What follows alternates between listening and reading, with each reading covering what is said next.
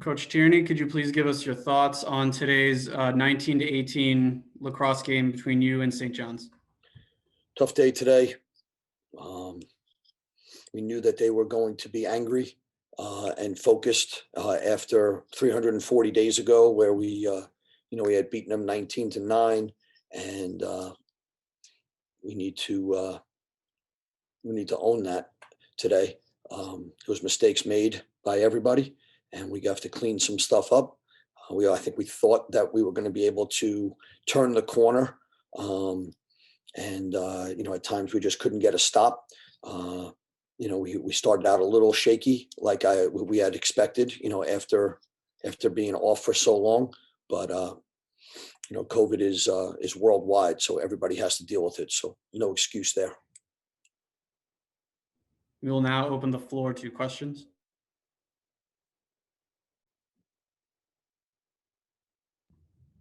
Coach Tierney, you started out Matt Gates today in goal. What was the thought process behind that? Yeah, Bobby Casey got nicked up in practice a little bit, so we're just waiting to hear. And we just thought it would be better to just go with the healthy goalie. Again, Mac made a bunch of saves today. St. John's really shot the ball well. They did. And obviously, 37 goals were scored. So, there was a lot of that on both sides of the ball. But I thought Mac was decent. I mean, I was hoping that he could grab a couple more for us, but he certainly made some pretty good saves for us.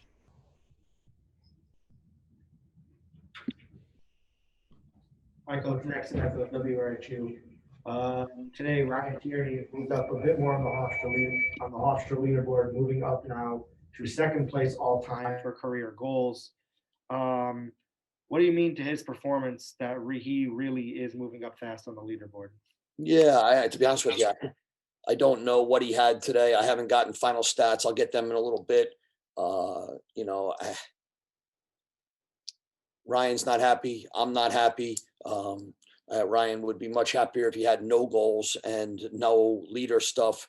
But certainly, if his team won today, I know he did a lot towards getting towards that win. And again, we'll figure out what we got going on. We did score 18 goals. There was some positives. Brian Herber and Chase Patterson both faced off pretty well. We had a goalie that played in his first Division I game.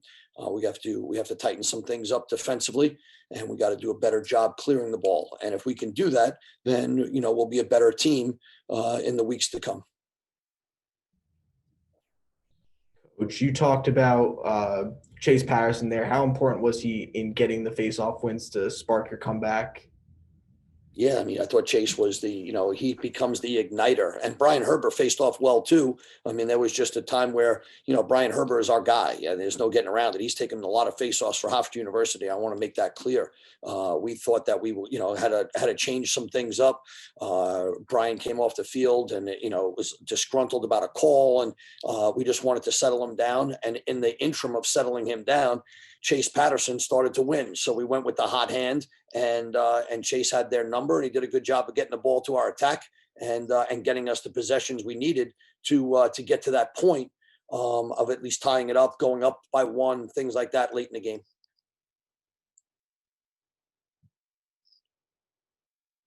Coach, moving ahead, what are you looking to see from Hofstra as you rebound going into your next game?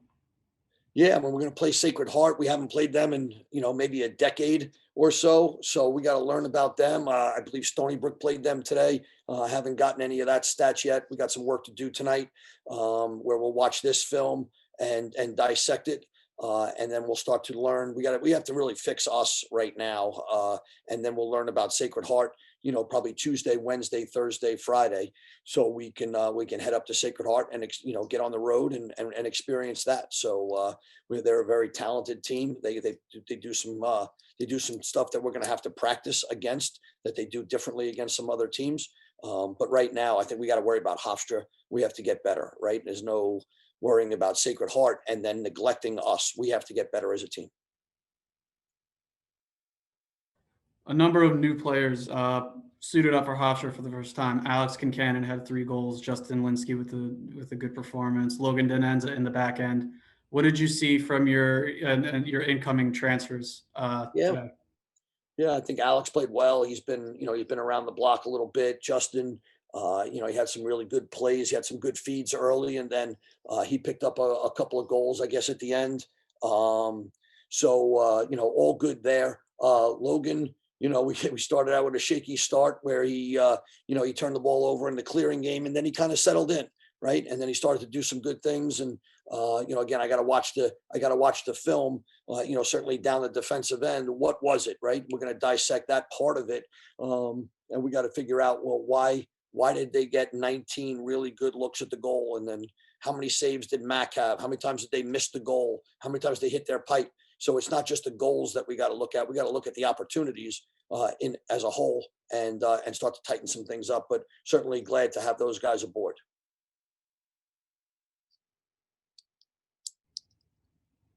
If there are no more questions at this time, that concludes today's post-game conference between Hofstra men's lacrosse and St. John's men's lacrosse. Thank you, everyone, for attending.